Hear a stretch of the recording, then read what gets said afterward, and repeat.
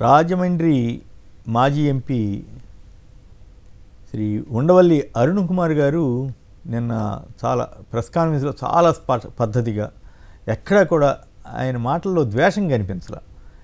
కేవలం తాను న్యాయం కోసం పోరాడుతున్నాను, చట్టం అందరికీ సమానమా కాదా అన్నది తేల్చడానికి ప్రయత్నిస్తున్నాను.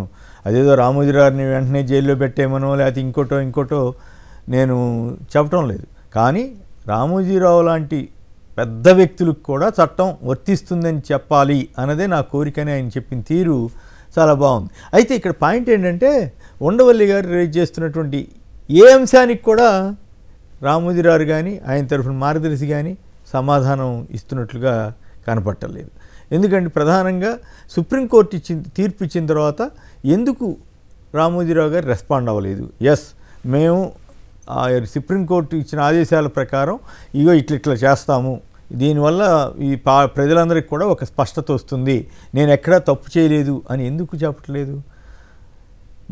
చట్టం వచ్చిన తర్వాత కూడా చిట్ ఫండ్ యాక్ట్ వచ్చిన తర్వాత కూడా దాన్ని ఉల్లంఘిస్తూ ఆయన ఎట్లా డిపాజిట్లు కలెక్ట్ చేయటం కానీ, అసలు మార్గదర్శిలో చిట్లు పాడుకున్న వాటిని బ్యాంకులో పెట్టడం కానీ ఇవన్నీ ఎందుకు చేయకుండా ఆయన తన కంపెనీలకి మళ్ళించారని కదా, రామోజీ ఫిలిం సిటీ అనో లేకపోతే ఇంకోటనో వాటన్నిటికీ ఉషా కిరణ్ మూవీస్ అనో ఉషోదయ పబ్లికేషన్ వీటన్నిటికీ మళ్ళించారని కదా ప్రధానమైనటువంటి ఆరోపణ. సో అలా మళ్ళించవచ్చా? ఇప్పుడు సపోజ్ రామోజీరావు గారిని ఆదర్శంగా తీసుకుని మరికొందరు కూడా ఇట్లాగే డిపాజిట్లు సేకరించి వాటిని వాళ్ళ సొంత కంపెనీల్లో ఎక్కడో చోట పెట్టారు. ఆ కంపెనీలు బాగా రన్ అయితే పర్వాలా, రన్ కాకపోతే అప్పుడు ఈ జనం అందరూ మునిగిపోవాల్సిందే కదా. అసలు చట్టమే మా చిట్ ఫండ్ దేనికి కడతారు? వాళ్ళు ఏదో 10వ 10వ దాచుకుని మొత్తం సంవత్సరం తర్వాత 4 ఏళ్ల తర్వాత దాన్ని అంతటిని వాడుకుందామని కదా. ఆ పరిస్థితి డిపాజిట్లు తీసుకున్న తర్వాత వీళ్ళు సరిగ్గా చెల్లించలేకపోతే ఏమిటి పరిస్థితి? నిజానికి రామోజీరావు ఒక రకంగా అదృష్టవంతుడు. ఎందుకంటే ఉండవల్లి అరుణ్ కుమార్ గారు 2007లోనే 8లోనే ఫిర్యాదు చేసే టైంకి ఇంకా ఆర్థిక సంక్షోభం ప్రపంచవ్యాప్తంగా రాలా. ఇంకొక 6 నెలలు ఆగి ఉంటే రామోజీరావు పెద్ద గండంలో పడి ఉండేవాడు. ఈయన రక్షించాడు ఒక రకంగా. ఎందుకంటే అప్పుడు ఆర్థిక మాంద్యం పీరియడ్కి రాకముందే ఆయన తన టీవీలని అమ్మారో లేకపోతే ఇంకేదన్నా చేసి మొత్తం మీద అప్పులు తీసుకొచ్చారో ఎట్లన్నా కానీ ఆ డబ్బుని కొంత కట్టేశామని చెప్పగలిగారు. అదే 6 నెలల తర్వాత ఉంటే 2008లో అప్పుడు ప్రపంచం అంతా, అమెరికా అయితే అతలాకుతలం అయిపోయింది ఆర్థిక మాంద్యంలో, ఇండియా సైతం చాలా ఇబ్బందులు పడినాయి. ఆ టైంలో అనేక కంపెనీలు ఇబ్బంది పడ్డాయి. సో దాని నుంచి నిజానికి రామోజీరావుని ఉండవల్లి రక్షించారని చెప్పాలి. అయితే ఆ తర్వాత కూడా ఆయన తన ధోరణి మార్చుకోకుండా డిపాజిట్లు రసీదుల రూపంలో చిట్ ఫండ్ డిపాజిట్లు వసూలు చేస్తున్నారని చెప్పి మొన్న ఏపీసీఐడి అభియోగం మోపింది కదా.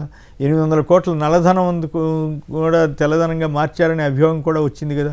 సో వీటి మీద స్పష్టంగా రామోజీరావు వివరణ ఇచ్చి ప్రజల్ని నమ్మించకపోతే, ప్రజల్లో ఒక విశ్వాసం కల్పించకపోతే ఈ రోజున ఆయన రాస్తున్న వార్తలను ఏదీ నమ్మరు. అంటే తన వరకు ఒక చట్టం, మిగతా వాళ్ళకు ఒక చట్టమా? తను చెల్లించేశాను అంటున్నారు కాబట్టి వదిలేయటమేనా? అసలు చెల్లించింది ఏ స్థాయిలో అని చెప్తున్నారు ఉండవల్లి గారు. 54 కోట్లు వడ్డీ కింద చూపించారంటున్నారు. కానీ యాక్చువల్గా అయితే లిస్టు ప్రకారం అయితే దాదాపు 950 కోట్లు 1550 కోట్లు కట్టాల్సి వస్తుంది వడ్డీ. మరి అసలు ఎక్కడ తేడా వచ్చిందనేది ఆ మొత్తం వివరాలు చూస్తే కానీ తెలీదు అని ఆయన ఉండవల్లి గారు చెప్తున్నారు. యాతావాత ఏంటంటే అసలు చిట్ ఫండ్ కంపెనీలు నడిపేవాళ్ళు వేరే వ్యాపారాలు చేయొచ్చా చేయకూడదని చట్టం చెబుతోంది. 45 ఇయర్స్ కింద పలానా వాళ్ళు మాత్రమే డిపాజిట్ తీసుకోవాలి, మిగతా వాళ్ళు తీసుకోకూడదని చెప్తా ఉంది. మరి వీటిని ఉల్లంఘించారా లేదా? వీటి మీద అదే గవర్నమెంట్లో ఒక రూల్ తేడా వస్తేనో లేకపోతే ఇంకోటి ఏదైనా వస్తేనో ప్రభుత్వం ఉల్లంఘించింది, అది చేసింది ఇది చేసిందని చెడ రాసేస్తున్నారు కదా. మరి తన వరకు వచ్చేసరికి అది వర్తించదా అనేది సహజంగానే అందరిలోనూ ప్రశ్న వస్తుంది. ఇంకో కీలకమైన పాయింట్ ఉండవల్లి గారు చెప్పిన దాంట్లో నాకు కూడా ఆసక్తి కలిగించింది ఏంటంటే, రామోజీరావు గారికి వ్యతిరేకంగా ఫిర్యాదు చేయాలన్నా ఏదైనా మాట్లాడాలన్నా కూడా జనం భయపడే పరిస్థితుంది. ఎందుకంటే ఆ తర్వాత ఆ వ్యక్తి మీదో లేకపోతే ఆ సంస్థ మీదో వాళ్ళు విపరీతమైనటువంటి బురద జల్లుతారు అనేటువంటిది, తెగరాసేస్తారు అనేటువంటి భయం జనంలో ఉంది. ఇదేనా మీడియా స్వేచ్ఛ అంటే? కాదు కదా. ఈ విషయంలో రామోజీరావు మీద గతంలో కూడా ఒక ఆరోపణ ఉంది.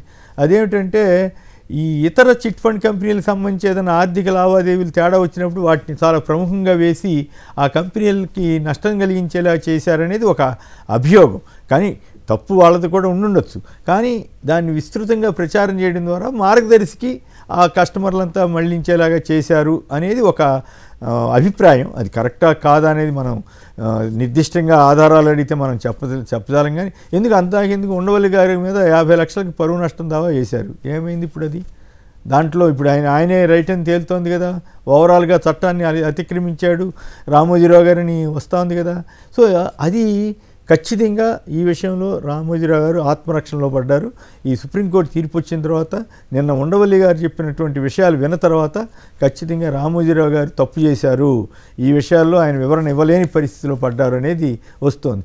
సో ఈ క్రమంలో వైఎస్ఆర్ కాంగ్రెస్ ప్రభుత్వం మీద, ముఖ్యమంత్రి జగన్ గారి మీద విపరీతమైన వ్యతిరేక వార్తలు, ద్వేషపూరిత వార్తలు, రోజుకు పచ్చి అబద్ధాలు రాసినే రాసి గోబెల్స్ మాదిరిగా తయారయ్యి నిజంగా ఆంధ్రప్రదేశ్ పట్ల చాలా అవమానకరంగా ఒక సైకో మాదిరిగా వాళ్ళు వార్తలు రాస్తున్నారని చెప్పడానికి నాకు బాధ అయినప్పుడు కూడా తప్పడం లేదు. ఇది చాలా దురదృష్టం. ఓ పత్రిక ఇంత నీచంగా మారకూడదు. ఇది తనకు కోపం ఉంది కాబట్టి ఎవరి మీదైనా సరే అరాచకంగా రాస్తామని చెప్పడం అనేది అసలు జర్నలిజం ప్రాథమిక సూత్రాలకే విరుద్ధం. ఎందుకు? ప్రభుత్వ కళాశాలల్లో నన్ను ఇంటర్ రిజల్ట్స్ వచ్చినాయి కదా, ఇంటర్ రిజల్ట్స్లో మీద కూడా విషం జిమ్మాలా? ప్రభుత్వ కాలేజీల్లో సరిగా లేదు అని చెప్పి రాయాలా? ప్రభుత్వ కాలేజీలో అది లేదంటే అంటే చంద్రబాబు గారు పెట్టిన టీచర్లందరూ వెళ్ళిపోయారా? ఇప్పుడు చంద్రబాబు గారు కట్టిన కాలేజీలన్నీ పాడైపోయినాయా? ఇప్పుడు ఆయన విద్యా వ్యవస్థను బాగు చేస్తుంటే కనీసం సమర్థించకపోగా రామోజీరావు గారు లాంటి వాళ్ళు దీన్ని వ్యతిరేకించడం, ఇంత నీచంగా రాయటం, అసలు ముందు వాళ్ళ మైండ్ సెట్ మారాలి. రామోజీరావు గారు ఒకప్పుడు ఏం చెప్పేవాళ్ళు? పద్ధతిగా రాయండి, నిజాలే రాయండి అని కొన్నాళ్ళు చెప్పారు కదా. మరి ఇప్పుడు ఇంత అరాచకంగా రాస్తున్నా కూడా ఆయన చూస్తున్నాడా? చూడకుండా చంద్రబాబు గారు లేకపోతే ఇంకోళ్ళు ఎవరన్నా వాళ్ళే నడుపుకుంటున్నారా పేపర్ని అనేది, ఈ పేపరు టీవీని అని అనిపిస్తూ ఉంది. సో చివరికి విద్యా వ్యవస్థ మీద కూడా అలాంటి నీచమైన వార్తలు రాయటం ఏమాత్రం తగదు ఈనాడికి. సో ఓవరాల్గా నేను చెప్పదలిసింది ఏంటంటే, ఈ నెల రోజులు బహుశా నేను అనుకోవటం వాళ్ళు చంద్రబాబు గారు వాళ్ళు యుద్ధం చేస్తారనుకోవట్లా, పవన్ కళ్యాణ్ గారు వాళ్ళంతా డల్ అయిపోయారు, మనమే కరపత్రాల మాదిరిగా వదిలి జనాన్ని మోసం చేయాలనే ఆ తపంతోటి ఇట్లాంటివి రాస్తున్నట్టున్నారు. అయినా వీటిని నమ్మాలంటే ముందుగా ఉండవల్లి అరుణ్ కుమార్ గారు వేసిన ప్రశ్నలకు సమాధానం ఇవ్వాలి. సుప్రీంకోర్టు ఇచ్చిన తీర్పు నేపథ్యంలో అఫ్కోర్స్ అది అసలు బయటికే రాకుండా చేయాలని ఓ ప్రయత్నం చేసినప్పటికీ కూడా అది సాధ్యపడలేదు, వాళ్ళ ప్రచారం జరగకూడదని. ఇప్పుడు తీర్పు నేపథ్యంలో వీళ్ళ వివరణ ఇచ్చి ప్రజలందరినీ సంతృప్తిపరిస్తే చట్టాన్ని ఉల్లంఘించారా లేదా అన్నదానికి పరిమితమై చెప్పగలిగితే అప్పుడు నమ్ముతారు తప్ప అప్పటి వరకు ఈనాడుని, రామోజీరావు గారికి ఉన్న విశ్వసనీయతను కోల్పోతున్నారు. ఈనాడుని జనం నమ్మరని మాత్రం చెప్పొచ్చు.